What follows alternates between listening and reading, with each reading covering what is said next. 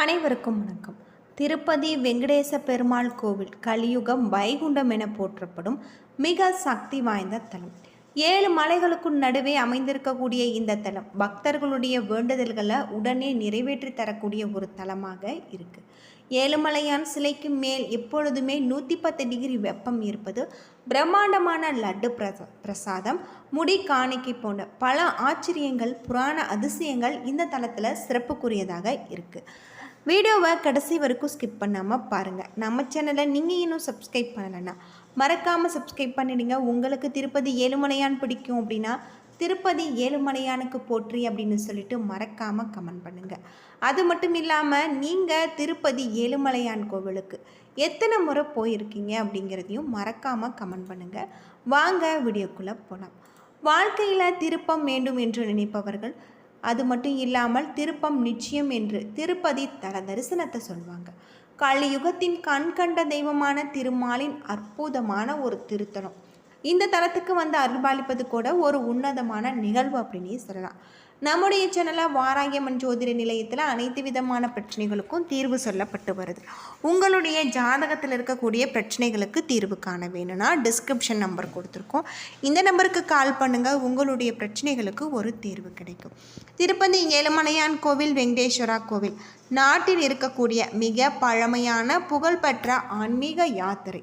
இது திருவேங்கட மலையின் 7வது சிகரத்தில் அமைஞ்சிருக்கு. புஷ்கரணி ஆற்றின் தெற்கே அமைஞ்சிருக்கக்கூடிய இந்த கோவில் முழுக்க பாரம்பரிய கோவில் கலை கட்டுமான அம்சங்களுடன் நிர்மாணிக்கப்பட்டிருக்கு. 2.2 ஏக்கர் பரப்பில் அமைஞ்சிருக்கக்கூடிய இந்த கோவிலின் உள்ளே 8 அடி உயர வெங்கடேஸ்வரர் சிலை பிரதிஷ்டை செய்யப்பட்டிருக்காங்க. ஆனந்த திவ்ய நிலையம் என தங்க பீடத்தின் மீது இந்த சிலை நிறுத்தப்பட்டிருக்கு. விக்கிரகத்தின் கண்களில் ஜொலிக்கும் மாணிக்க ரத்தின கற்கள் பொதிக்கப்பட்டிருக்காங்க. கற்பூரம், குங்குமம் இவற்றோடு சேர்த்து பொதிக்கப்பட்டிருக்கதாகும். ஏழுமலையானின் திருமேனிக்கு பச்சை கற்பூரம் சாத்துறாங்க. பச்சை கற்பூரம் ஒரு வகை ரசாயனம் கலந்தது. சாதாரண கற்களில் தடவி வந்தால் காலப்போக்கில் அந்த கல்லில் வெடிப்பு விடும். ஆனால் திருப்பதி ஏழுமலையான் சிலைக்கு வருடத்தில் 365 நாட்களுமே பச்சை கற்பூரம் தடவுறாங்க. எந்த ஒரு வெடிப்புமே ஏற்பட்டதில்லை அப்படின்னு சொல்லப்படுது. கடல் மட்டத்தில் இருந்து சுமார் 3000 அடி உயரத்தில் அமைந்திருப்பதால் எப்பொழுதுமே குளிர் நிறைந்திருக்கக்கூடிய அந்த கோவிலின் உள்ளே அதிகாலையில் குளிர்ந்த நீரால் அபிஷேகிக்கும் போது பெருமாளுக்கு வியர்க்கும். பீதாம்பரத்தால் வியர்வையை ஒற்றி எடுப்பாங்க. ஏழுமலையானின் திருமேனி விக்கிரகம் 110 டிகிரி பேரன்கிட் வெப்பத்துடன் இருக்கிறதாகும். அது மட்டும் இல்லாமல் இந்த கோவிலில் வியாழக்கிழமை ஏழுமலையானுக்கு அபிஷேகம் செய்வதற்கு முன்னதாக நகைகளை கலற்றுவாங்க. அப்பொழுது ஏழுமலையானின் ஆபரணங்கள் கதகதப்புடன் இருப்பதை உணர முடியும்.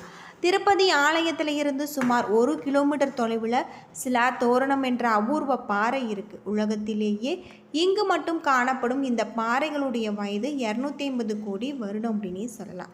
ஏழுமலையானின் திருமேனியும் இந்த பாறைகளும் ஒரே விதமானவையாக இருக்குது. திருப்பதி திருமலைக்கு அடிவாரத்தில் இருக்கக்கூடிய நடந்து செல்ல 2 விதமான பாதைகள் இருக்கிறதாகும். அழிப்பிரி, அதாவது கீழ் திருப்பதிக்கு அருகே இருக்கக்கூடிய இந்த பாதை நீண்ட நாட்களாக பயன்பாட்டில் இருந்து வருவது அகோபில மடத்தின் 1வது ஜீவசுவாமிகளால் திரு ஆவினம்குடி. அது மட்டும் இல்லாமல் இங்கு ஜீவசுவாமிகளால் இங்கு திருமலை படிக்கட்டுகள் முதலாக அமைக்கப்பட்டதாக சொல்லப்படுது. ஸ்ரீ மாரிமெட்டு இது இங்கு 20 கிலோமீட்டர் தொலைவில் சீனிவாசா மங்காபுரத்துக்கு அருகில் இருக்கிறதாகும். பழங்காலத்தில் பெருமளவில் பயன்பாட்டில் இருந்து சமீப வருடங்களில் திருப்பதி தேவஸ்தானத்தால் சீரமைக்கப்பட்டிருக்கு. இந்த வழியை ஆந்திராவை சேர்ந்தவர்கள் கீழ் திருப்பதியில் இருக்கக்கூடியவர்கள் தாங்கள் மட்டுமே இதை பயன்படுத்துவதாக சொல்லப்படுது. அது மட்டும் இல்லாமல் வராக சுவாமியை வணங்கிவிட்டு அதன் பின்னர் ஸ்ரீ வெங்கடேஸ்வரரை தரிசிக்க வேண்டும் என்ற நெறிமுறை கடைபிடிக்கப்பட்டு வருவது குறிப்பிடத்தக்க ஒன்றாக இருக்குது. கிருஷ்ணாவதாரத்தை முடித்து பெருமாள் வைகுண்டத்தில் தங்கியிருந்திருக்காரு. பூலோகத்தில் கலியுகம் தொடங்கி அநியாயங்கள் பெருகியிருக்கு. மீண்டும் இறைவனின் பூமியில் அவதாரம் செய்ய வேண்டி காசியப்பர் முனிவர்களுடைய தலைமையில் முனிவர்கள் யாகம் நடத்தியிருக்காங்க.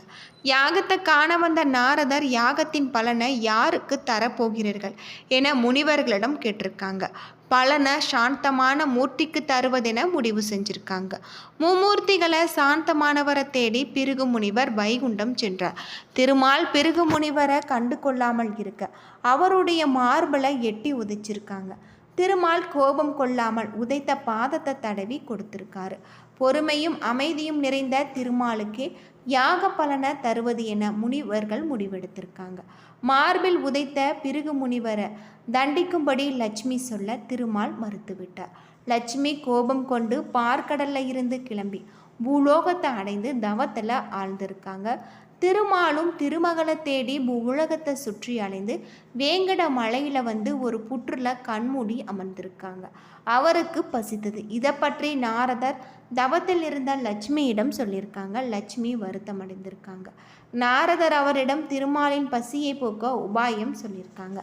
அதன்படி பிரம்மாவும் சிவனும் பசுவாகவும் கன்றுவாகவும் மாற லட்சுமி தாயார் அவற்றின் எஜமானி போல வேடமடைந்து அந்த பகுதியை ஆட்சி செய்த மன்னனிடம் இருக்க சென்றிருக்காங்க.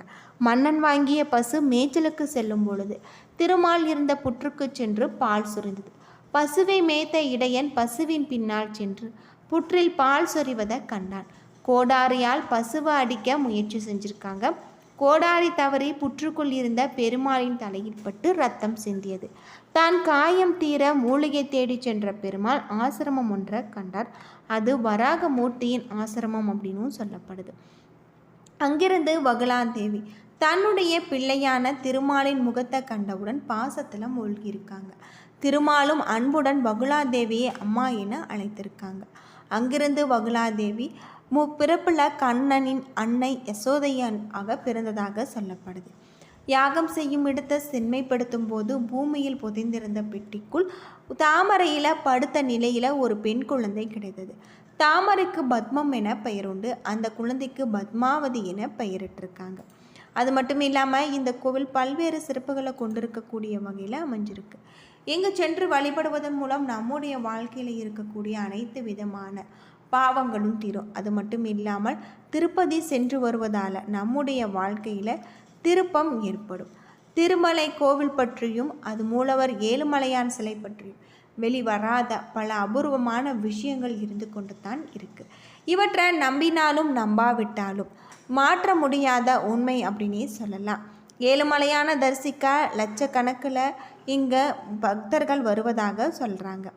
அது மட்டும் உலகிலேயே பணக்கார கடவுளாகும். தினமும் ஆயிரக்கணக்கான பக்தர்கள் தரிசனம் செய்யும் கடவுளாகவும் இருக்கக்கூடியவர். திருமலை ஏழுமலையான் கோவிலுக்கு சென்று வந்தால் நம்முடைய வாழ்க்கையில் திருப்பம் வரும். கேட்டது கிடைக்கும். கலியுக தெய்வம் என பெருமாளின் மகிமைகள் பற்றி பலருமே தெரியும். பலருமே இதை வாழ்க்கையில் உணர்ந்திருக்காங்க அப்படின்னே சொல்லலாம்.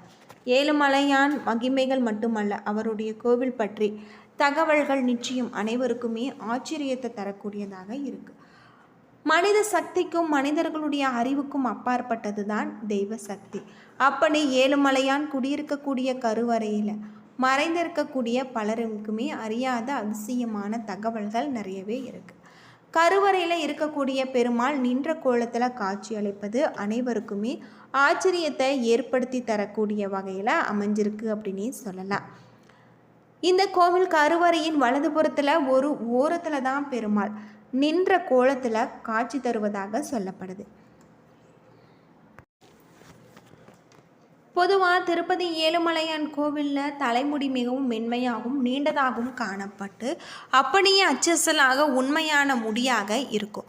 ஒருமுறை சீனிவாச பெருமாளுக்கு காயம் ஏற்பட்ட போது காந்தர்வ இளவரசியான நீலாதேவி தன்னுடைய முடியில் ஒரு பகுதியை எடுத்து அதை வைத்து காயத்திற்கு பெருமாளிடம் கட்டு போடும்படி வேண்டிக் கொண்டார். அவளது அன்பை கண்டு மகிழ்ந்து அதை ஏற்றுக்கொண்ட பெருமாள் அன்று முதல் திருமலைக்கு வரக்கூடிய பக்தர்கள் தங்களுடைய வேண்டுதல்கள் நிறைவேற மொட்டை போடும் பழக்கத்தை பின்பற்றியிருக்காங்க அப்படின்னே சொல்லலாம். என்ன நண்பர்களே, இந்த வீடியோ உங்களுக்கு பயனுள்ள ஒரு தகவலை தந்திருக்கும்னு நினைக்கிறேன். வீடியோ பிடிச்சிருந்தால் லைக் பண்ணுங்கள், ஷேர் பண்ணுங்கள், கமெண்ட் பண்ணுங்கள். இதுபோல் தகவலை தெரிஞ்சுக்க நம்ம சேனலை மறக்காமல் சப்ஸ்கிரைப் பண்ணிடுங்க. நன்றி நண்பர்களே.